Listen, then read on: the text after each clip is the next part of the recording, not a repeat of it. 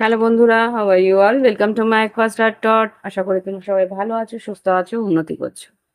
আচ্ছা, আমার এখন যে চ্যানেলিং মেসেজটা হচ্ছে সেটার জন্য আমি কিছুটা রিডিং এর পরের থেকে আমি রিডিং করব। আর আজকের রিডিংটা একটু অন্যরকম। প্রেম, ভালোবাসা, সম্পর্ক প্রত্যেক দিনই আমি রিডিং দিয়ে থাকি, কিন্তু আজকে আমি রিডিং করব শুধুমাত্র তোমাদের জন্য। তোমার নিজের মনটা কি চায়, তোমার নিজের মনের ভিতরে কি চলছে, সেই নিয়ে আজকে একটা রিডিং করবো। ওকে, আজকে তোমার জীবনে কি ঘটা উচিত বা তোমার জীবনে আগামী দিন কি হতে পারে সেটা নিয়ে আজকে রিডিং করবো। ডিভাইন ডোর অরাকেল ডেক থেকে আমি তোমার জন্য 3টে কার্ড নেব। দেখি তোমার জীবনে আগামী দিনগুলোতে কি ঘটতে চলেছে, কোন দিকের দরজা তোমার জীবনে খুলবে। এটা পুরোপুরি বলতে পারো আহ অন্তরাত্মার জন্য রিডিং।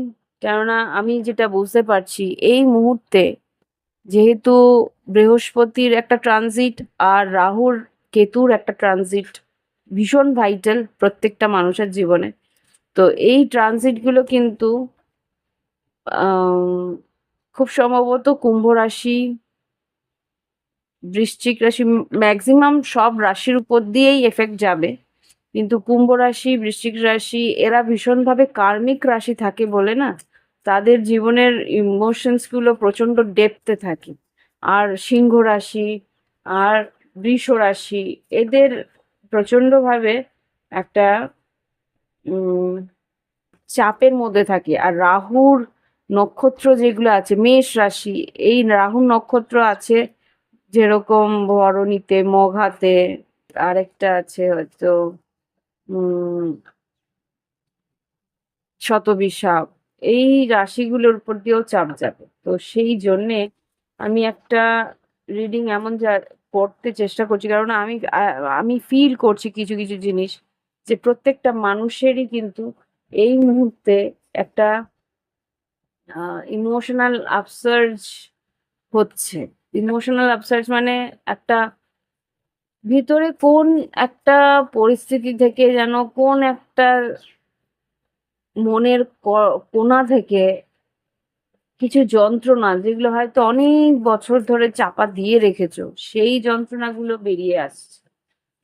আম, আমরা যেহেতু কিছু প্রত্যেকটা মানুষই আধ্যাত্মিক জীবন, যেহেতু মানুষ জন্ম নিয়েছি, আমরা প্রত্যেকটা মানুষই একটা আধ্যাত্মিক যাত্রার মধ্যে থাকি। তো সেই জায়গা থেকে আমরা ফিল করতে পারি না, আমাদের পারিপার্শ্বিক কিছু পরিস্থিতি আমাদেরকে মানসিকভাবে একটা ওঠাপড়ার মাঝখান দিয়ে নিয়ে যায়। সেই মানসিক ওঠাপড়ার মাঝখান দিয়েই কিন্তু আমরা সেই আধ্যাত্মিক যাত্রার মধ্যে দিয়ে চলতে থাকি। কখনো কখনো আমরা বুঝতে পারি, কারণ ঈশ্বরের দ্বারস্থ যখন আমরা হই, ঈশ্বরের কাছাকাছি যখন আমরা যাই কিছু আমাদের যন্ত্রণা নিয়ে, কষ্ট নিয়ে, তখনই আমরা বুঝতে পারি যে হ্যাঁ, আমরা একটা পরিস্থিতির মাঝখান দিয়ে যাচ্ছি, সেই পরিস্থিতি আমাদেরকে ঈশ্বরের কাছে নিয়ে যাচ্ছে। এখানে কি লেখা আছে আমি একটু দেখার চেষ্টা করব।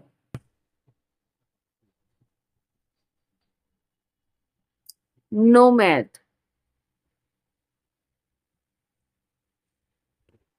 the nomadic wanderer lies deep inside, so take the leap now, don't crawl back and hide. এই যে কথাটা, এই কথাটার মানে কি জানো তো? নোম্যাডিক মানে হচ্ছে যার কোনো গন্তব্য নেই। একটা গান আছে,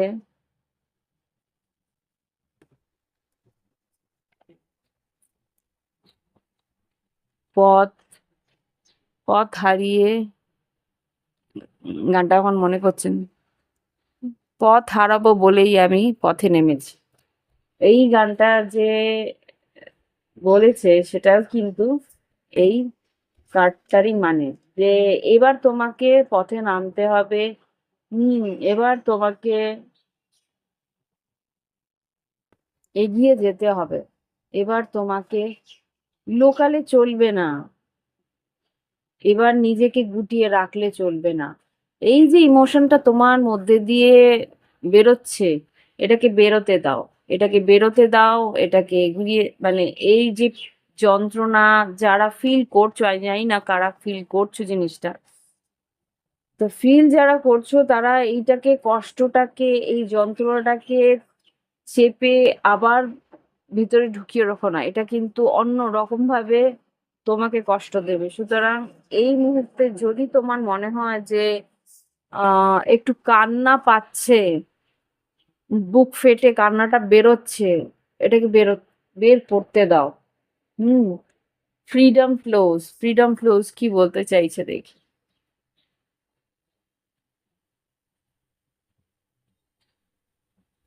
Freedom flows. Don't hold yourself back from worldly freedom.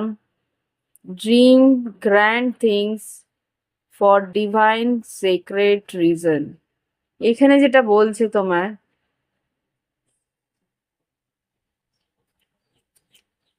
এখানে যেটা বলছে তোমার, বলছে প্রত্যেকটা জায়গা থেকে মুক্তি নাও। মুক্তি নাও মিন্স এই যে র্যাট রেস, এই যে সারাক্ষণ দায়িত্ব কর্তব্যের মাঝখানে রয়েছো, সেই দায়িত্ব কর্তব্য থেকে একটু মুক্তি নাও। একটু নিজের জন্যে ভাবো। নিজের নিজেকে ফ্রি করো, নিজেকে একটা নিষ্কৃতি দাও এই পরিস্থিতি থেকে। কি বলছে এখানে? আর বলছে যে dream grand things for divine secret reason. ঈশ্বরের দ্বারস্থ, ঈশ্বরের কাছাকাছি, ঈশ্বরের পায়ের সামনে, ঈশ্বরের সান্নিধ্যে থাকার চেষ্টা করো এই মুহূর্তে। তাহলে কিন্তু এই যে যন্ত্রণা, এই যে কষ্ট, অ্যাকচুয়ালি এটা কালেকটিভের যে যন্ত্রণা, কালেকটিভের যে কষ্ট, সেটা কিন্তু যারা আর কি স্পিরিচুয়ালি একটু ইভলভ থাকে তারা কিন্তু সেটা কি করে জানো তো, নিজের ভিতরে আকর্ষণ করে নেয়, নিজের ভিতরে সেটা স্প্রেড হয়ে যায়। এটা ঈশ্বরই, এটা এই এই কারণেই কিন্তু বলে যে আমি তুমি কেউ আলাদা নয়। আমরা একাত্মবোধে যদি আমরা এক হয়ে থাকি, তাহলে কিন্তু ঈশ্বর প্রত্যেকের মধ্যে আছে, আর প্রত্যেকেই আমরা একই ঈশ্বরের কণ ও কণা, মানে কি বলবো, ধূলিকণা মতন। তো সেই জায়গা থেকে কিন্তু ঈশ্বর প্রত্যেকের মধ্যেই সেই যন্ত্রণাটাকে বিস্তার করে দেয়। ওকে, পুরো একটা কমিউনিটির যে পেইন, সেটা কিন্তু আমাদের মধ্যেও মানে আমরাও ফিল করতে শুরু করি। ওকে, সেটা জাস্ট যখনই দেখবে যে মানে অন্যের দুঃখে তুমি কাঁদছো আর অন্যের হাসিতে তুমি হাসছো, অটোমেটিক বুঝতে পারবে ঈশ্বর তোমার সঙ্গে আছে, ঈশ্বরই তোমাকে দিয়ে করাচ্ছে। ট্রাস্ট দ্য ইউনিভার্স, কি লিখে আছে দেখি।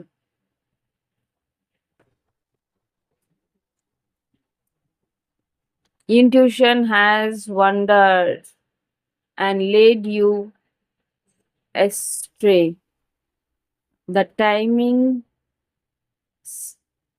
not yours but the universe at play. বললাম না, have faith and breathe। এখানেও সেটাই বলছে যে ঈশ্বরের উপরে বিশ্বাস রাখো। ঈশ্বরই কিন্তু সবটা করাচ্ছে। প্রত্যেকটা ধূলিকণাই কিন্তু ঈশ্বরের ক্রিয়েশন। প্রত্যেকটা ধূলিকণা, প্রত্যেকটা মানুষের এক একটা পলের যে কার্যকলাপ, প্রত্যেকটাই কিন্তু ঈশ্বরের ইচ্ছে অনুরূপী হয়। তো সুতরাং যা ঘটছে সেটাকে ঈশ্বরের ইচ্ছে হিসেবে মেনে নাও, তাতেই কিন্তু তুমি শান্তি পাবে। ঠিক? দেখি এবার অন্য কিছু।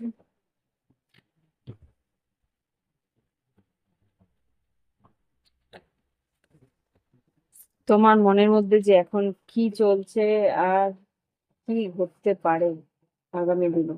আজকের রিডিংটা একদম অন্যরকম, বুঝতেই পারছো। মনের একটা মনের অন্য কথা, শুধু ভালোবাসা আর প্রেম আর তাকে পাওয়া, তার মনে কি চলছে তা আজকে আর না। আজকে শুধু তোমার মনে কি চলছে সেটা। তুমি তুমি যেটা চেয়েছো সেটা হচ্ছে একটা আন্তরিকতা, একটা গভীর মনের টান। তার জন্যে সবটুকু করে, সবটুকু উম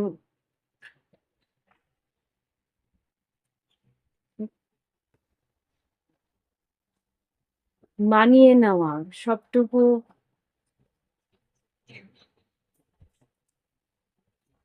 তার জন্যে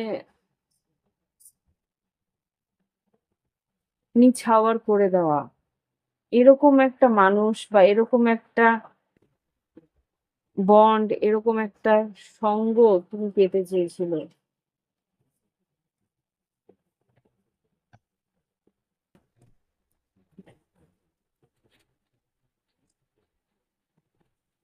মন চেয়েছিল এরকম একটা কেউ সঙ্গে থাকুক, যাকে পেয়ে সবটুকু ভুলে থাকা যায়, সবটুকু মানিয়ে নেওয়া যায়। ফেট, কিন্তু ভাগ্যের উপরে, ভাগ্যের তা অন্য কিছুই, ভাগ্যে অনেক কিছুই ছিল। সেটা খুঁজছিলে যে ভাগ্যে কি আছে, কি আছে। প্রত্যেক দিনই একটা মনের মধ্যে চলে যে ভাগ্যে কি আছে। ফেট, ভবিষ্যতের স্বপ্নও বুনেছিলে তুমি, কিন্তু এই স্বপ্নগুলো হয়তো স্বপ্নই থেকে গেছে।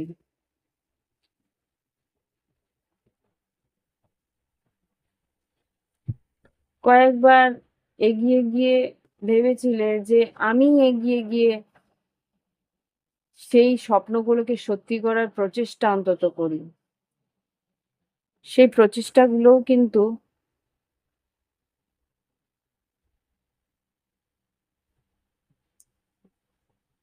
অসম্পূর্ণই থেকে গেল।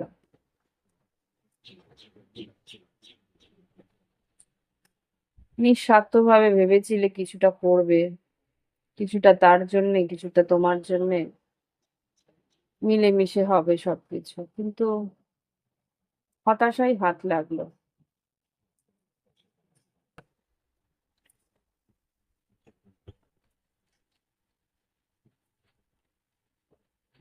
এখন ভবিষ্যৎ বলে মনে হয় না কিছু, খুঁজতে ইচ্ছেও হয়।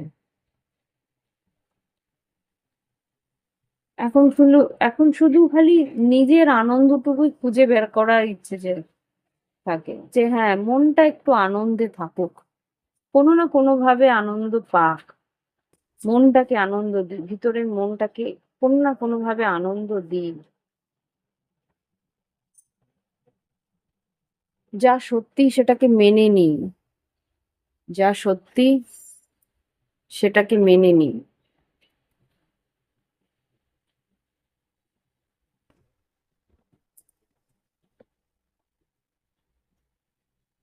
যা ভবিতব্য সেটাকেই মেনে নিই।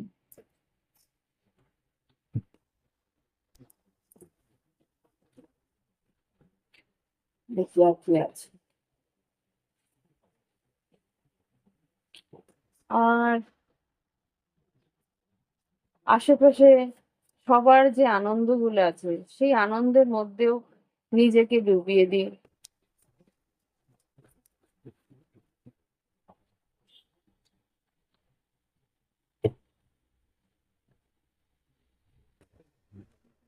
ঈশ্বরের কাছে প্রার্থনা তো সবসময় করা হয়।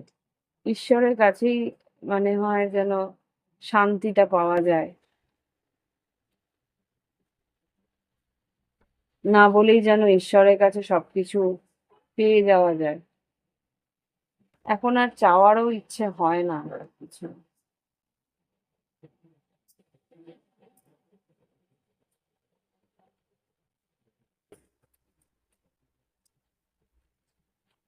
মনের গভীরে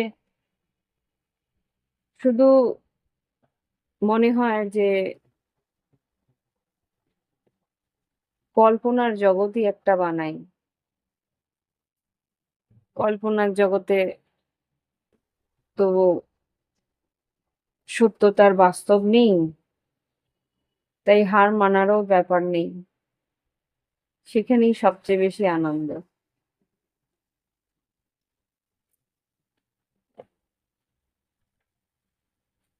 হয়তো আজকের রিডিংটা তোমাদের একটু অবাস্তব মানে লাগবে। জানি না কেন আজকে এরকম ভাবে করতে ইচ্ছে করলো। Guide your choice. নেচার আমাকে যেরকম কলিং দিচ্ছিল সেটাকে আমি একসেপ্ট করলাম আর রিলিজ করলাম মনের ভিতরের যাবতীয় এলোমেলো কথা, যাবতীয় এলোমেলো চিন্তা। ভালো লাগলে অ্যাপ্রিসিয়েট করো, আর যদি খারাপ লাগে মার্জনা করো। এই রিডিংটা এখানেই শেষ করছি। ওকে, থ্যাংক ইউ। আর যারা এই অস্থিরতার মধ্যে দিয়ে যাচ্ছে তাদেরকে একটাই কথা বলবো, ঈশ্বরের কাছে যাও। ঈশ্বরের মানে মনে ঈশ্বরের ভক্তি বিশ্বাস রেখো। সবকিছু এই সেই সামলে নেবে। ওকে, ভালো থেকো সবাই।